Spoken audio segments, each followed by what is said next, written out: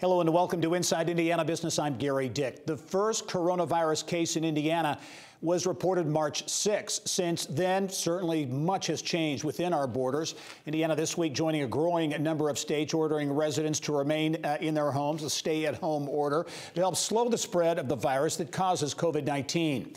In an address to the state this week, Governor Eric Holcomb calling on Hoosiers to hunker down, stay at home, except for work or for permitted activities such as taking care of others, obtaining necessary supplies, and for health and safety. The order, of course, has major implications for Indiana business, large and small, and for economic development and jobs in Indiana, which had been on a record-breaking roll. For more on the impact, what's next as well, and what Hoosier businesses and residents might expect in the coming weeks, pleased to be joined now by Indiana Secretary of Commerce Jim Schellinger. Jim is in our social media lounge as we continue to adhere to social distancing and take every precaution as we continue to bring you the very latest on the pandemic and its impact. Jim, welcome to the program. Always good to be with you, Gary.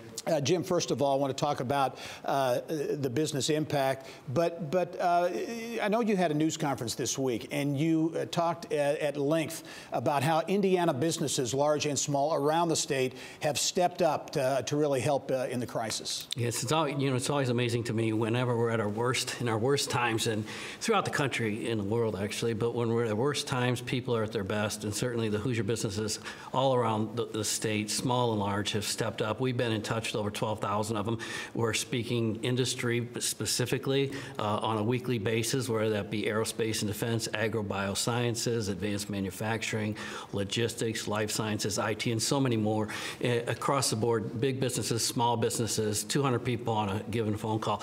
And to a person, when we open it up and we want to hear about what's going on in their world and what we might be able to do to help, and then we ask what they might be able to assist, everybody steps up and wants to help in some way, shape, or form. What are you hearing from Indiana business, Jim? I know you have a hotline that's set up. You've heard from a lot of businesses. What are they saying? What does Indiana business want to help get through this crisis? Well, I think the uncertainty is really the key. Even in back when we were focusing on trade barriers and things like that, the most important thing is about the uncertainty, because Indiana's always been a stable environment, a predictable business environment. We were really set for this. When you think about the fact that we have been so fiscally prudent over the years, over the past 15 years, where we have a AAA credit rating, we have a balanced budget, over $2 billion in cash reserves. We knew this rainy day would come, and it's here. And so we were really ready to take this on, and business have stepped up.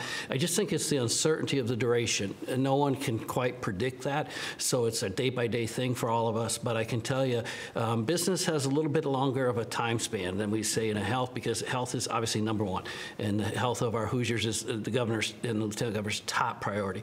But businesses continue; they have a longer window and they have a longer vision, and they know this too shall pass. And so we've been fortunate.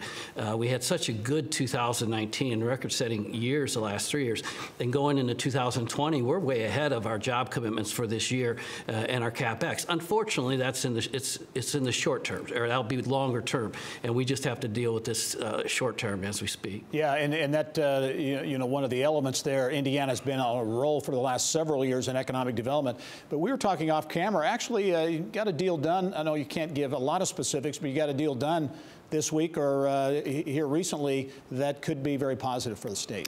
Yeah, we have over 8,327 jobs that have been committed this year since January 1st, 75 different projects and $1.2 billion in capex. And the one that we signed just this week, Monday, is a company that's very established in the telemedicine market, which couldn't be a more perfect time. We wish they were here now.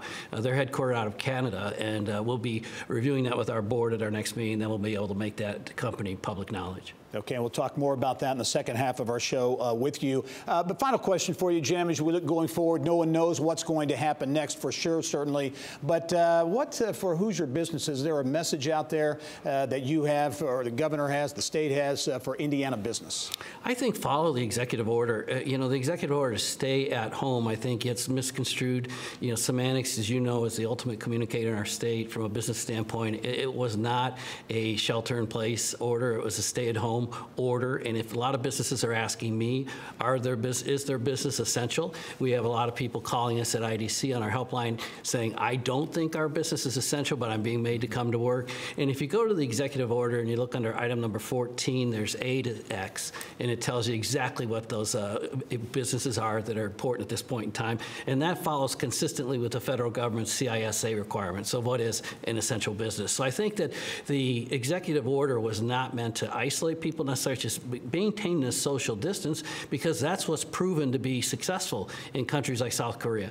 And so our businesses have to keep doing what they do, but at the same point in time, try to respect that, because it's the only way we'll be successful against the virus. All right, Indiana Secretary of Commerce Jim Schellinger, as always, thank you for joining us. You're going to be back in the second half hour of the show with a little more in-depth discussion on economic development. Jim, thanks for being here. Thank you, Gary.